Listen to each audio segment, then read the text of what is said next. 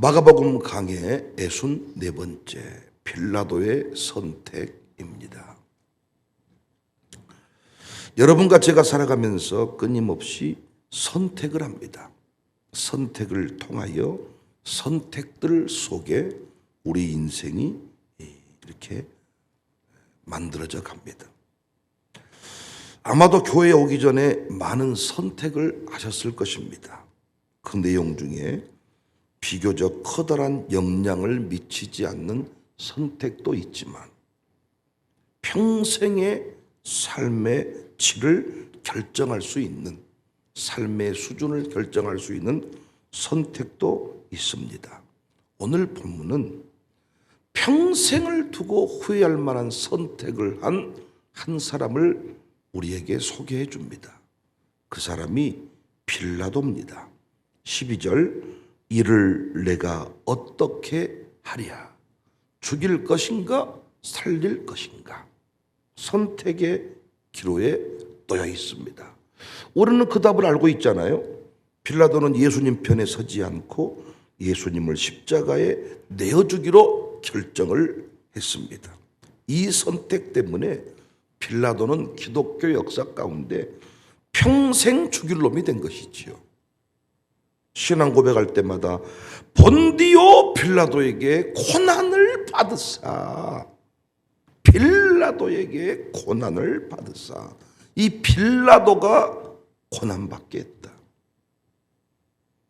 어떤 사람은 역사의 스토리가 되고 프로그램이 되고 원리가 되고 도전이 되는 반면에 평생 욕먹는 이름으로 남아버립니다.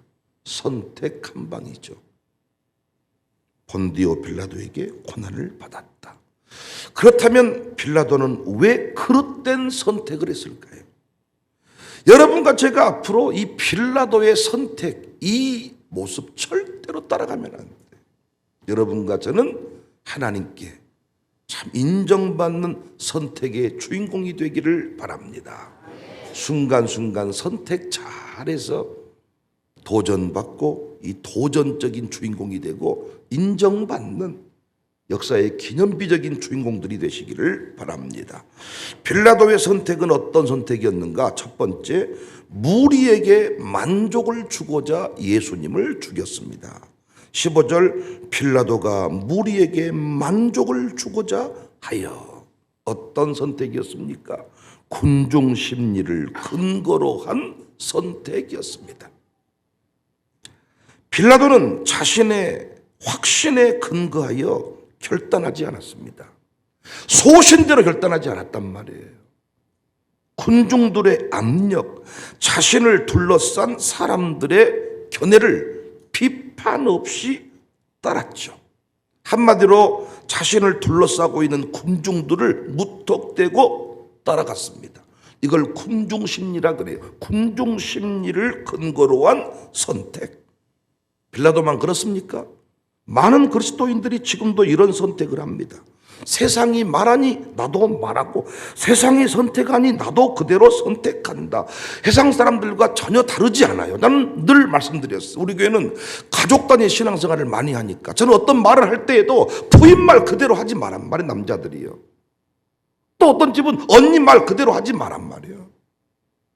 동생 말 그대로 하지 말란 말이에요. 그냥 말 옮기는 사람 되지 말라는 거예요.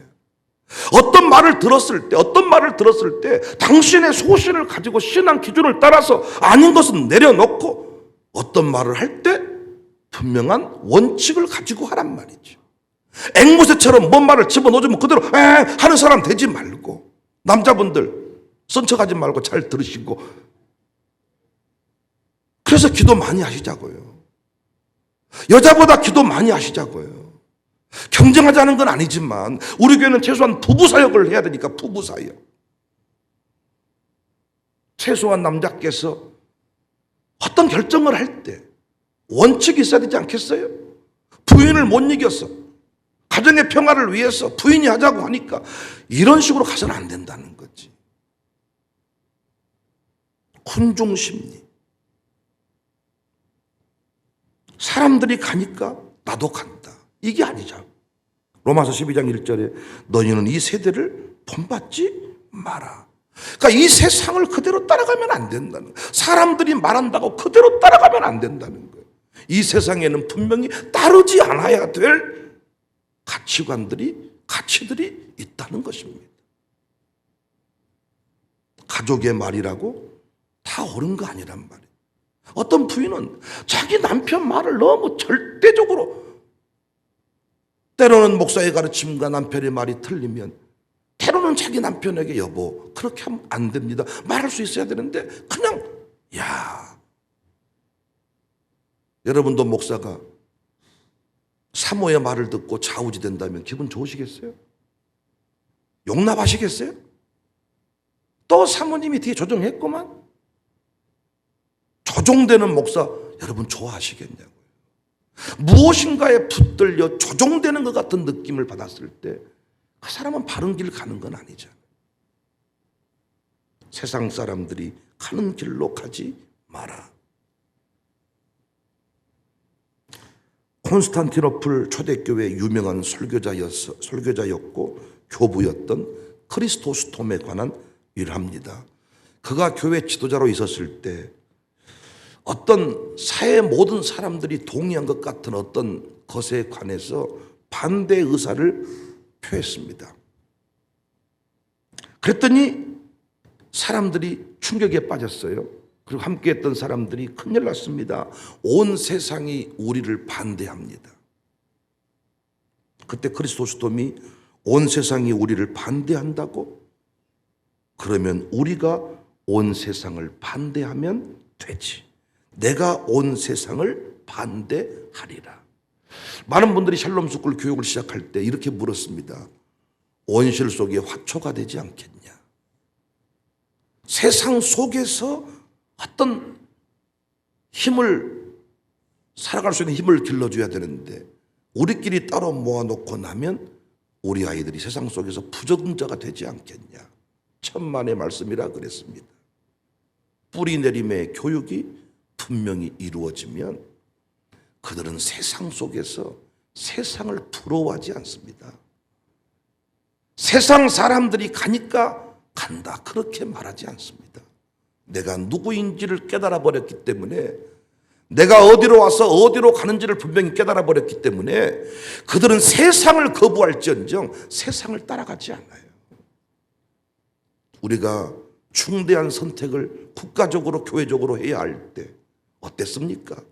민주당이 하라고 하니, 대통령이 하라고 하니 그냥 그 길을 따라가 버렸을 때 얼마나 후회함이 남습니까?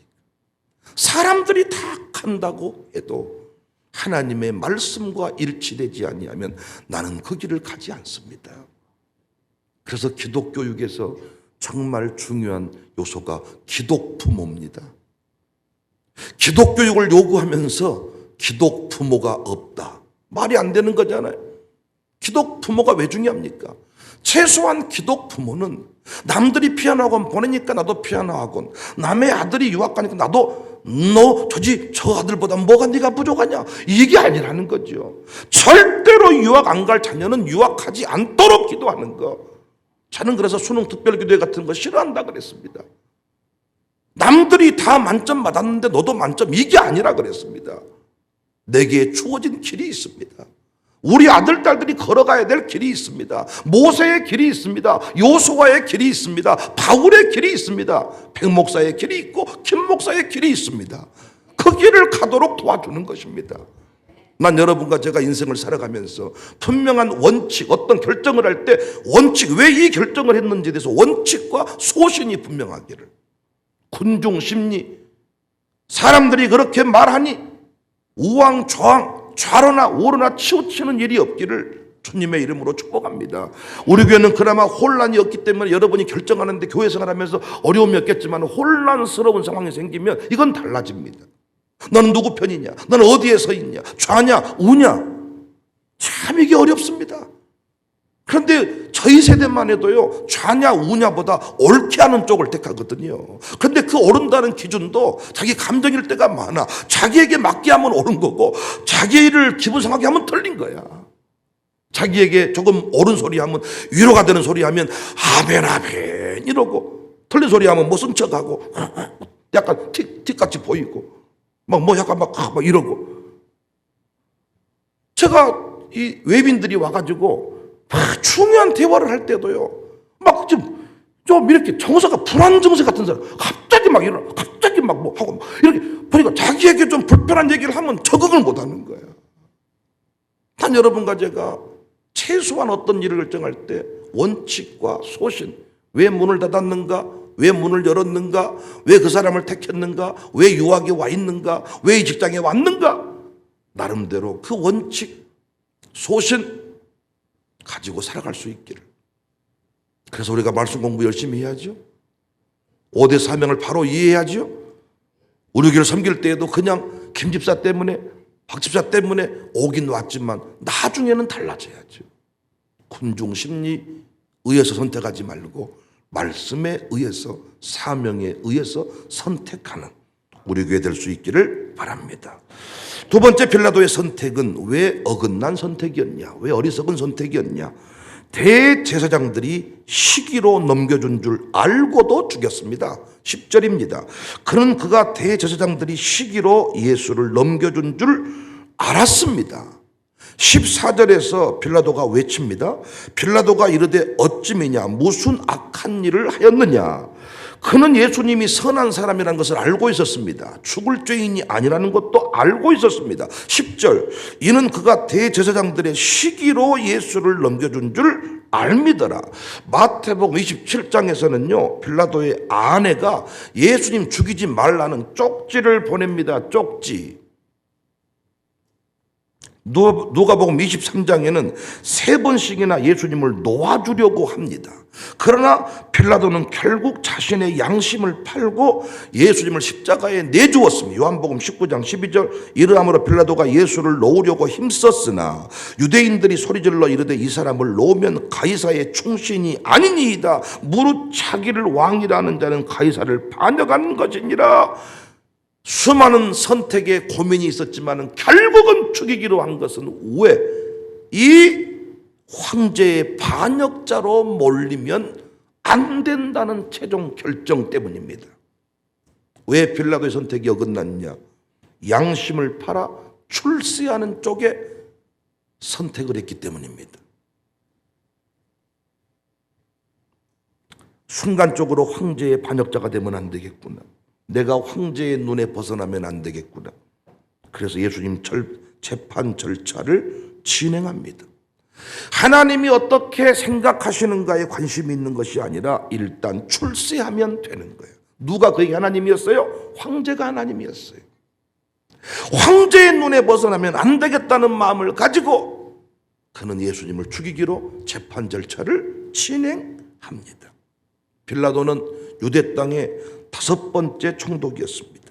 로마의 티베리우스 황제, 이 칼리쿨라 황제가 통치하던 시대 중에서 이 AD 26년에 36년까지 약 10년간 유대 총독으로 재위하고 있었는데, 유대 역사가 요세푸스 사가의 기록을 보면 그는 잔인한 총독으로 기록이 되었습니다. 로마 황제에 대해서 지나친 아부와 충성으로 일관했던 사람으로 기록이 되고 있습니다. 그래서 빌라도는 다른 사람에 비해서 비교적 오랫동안 유대 땅에서 총독으로 남을 수가 있었어요. 보통 5년, 6년이면 임기가 끝나는데 이 빌라도는 10년 정도 총독으로 다스렸다. 아부의 결과가 아닐까요? 아부하면서 자리를 지켰으면 행복하게 살았어야 되는데 행복하게 끝나지 않습니다. 자살했습니다. 자살. 여러분, 카드값을 이기며 사는 게 힘들까요? 내가 스스로 목숨을 끊는 게 힘들까요? 사람이 쉽게 안 죽어요, 그렇게. 응? 죽어버린다고 자동차에 뛰어들어도 쉽게 생명이 안 끊어진다고요. 우리가 영화 같은 거 보면 목 조르면 금방 사람이 죽는데 그렇게 빨리 안 죽어요. 내 손에 있는 가시 하나를 내가 빼는 것도 힘들고 내가 손톱 발톱 하나 자르는 것도 힘든데 어떻게 칼로 내 몸을 찢고 쪼개서 죽냐고요. 어떤 빚독촉을 이기면서 사는 것도 힘들겠지만 내가 보는 관점에서 아파트에 뛰어내리는 것도 힘들어. 최근 제가 그런 말 있죠. 새벽녘에 나온 것도 힘드시죠. 근데 술 먹고 새벽까지 노래 부른 것도 힘들어요. 얼마나 힘든 줄 아십니까? 여러분 헌금하는 것도 힘들지만은 돈 꽁치는 것도 힘들어요. 헌금할 때 끝까지 헌금 안 하고 버티는 것도 얼마나 힘든 줄 아세요? 안 해보셨습니까? 진실되게 사는 것도 힘들지만 거짓말하는 것도 힘들어요. 거짓말 멍청하면 못합니다. 완벽하게 이걸 짜 맞춰야 되는데 이거 보통 힘든 게 아니에요. 엄마가 없는데 엄마가 있다고 말하는 사람이 이거 얼마나 힘들겠습니까? 무시당한 것도 힘들지만은 야 이거 우월과 멸등감 다 힘들어. 그래서 제가 언제 이런 말 했잖아요. 충성하면 힘든 게 낫다. 새벽 예배하면 힘든 게 낫다. 술 먹어도 새벽까지 놀아야 된다니까요. 지금도 술 먹고 지금 노래방에 있다니까요. 우리도 찬송하고 노래 부르지만 그들도 노래 보고 놀잖아요. 엄청 힘들다니까요. 안 놀아보셨습니까? 아침에 일어나면 더 힘들다고요. 그런데 새벽 기도하면서 힘든 게 1000번은 나. 목회도 힘들죠. 청취도 힘들어요. 그러나 많은 분이 하는 말, 목회자가 참 영광스럽다는 거예요. 자기들이 해보니까 참 국회의원도 4년밖에 아니고 그렇지만 거기에 막 뭔가 또 불편한 일들이 생기고 그런데 그래도 목사님은 사명 붙잡고 가는 일이 좀 더 쉽지 않습니까? 이래저래 다 힘든 것인데 사명 붙잡고 가는 것. 오늘도 새벽 기도하면서 힘든 것. 이게 우리에게 기쁨이잖아요. 이렇게 아부하면서 막 충성하면서 아닌 재판을 하면서 거짓말로 판결해 주면서 우리 지금 그런 모순들을 보잖아요. 백촌능에게 잘 보이기 위해서 장관들이 할 말을 못하고 소신껏 어떤 바른 길을 가지 못하고 뭔가 아부하면서 길을 걸어갈 때 잘 되면 좋은데 버림받고 감옥 가고 자살하고. 빌라도는 예수님이 누구이신 줄 알았거든요. 스스로도 알았고 아내를 통해서도 알았거든요. 그런데 끝내 양심을 버렸어요. 왜? 출세해야 되기 때문에. 그래서 우리가 어떤 선택을 할 때요, 돈조차 선택한 것처럼 어리석은 것이 없어요. 돈이라는 것은 절대 가치가 아니기 때문에. 부자에게 물어보시라니까요. 부자라고 말하는 거. 우리가 봤을 때는 부자지만 그 사람은 부자라고 생각하지 않아. 또 다른 부자를 보고 사니까. 연봉 많이 준다고 직장 택하는 것처럼 어리석은 것이 없죠. 왜?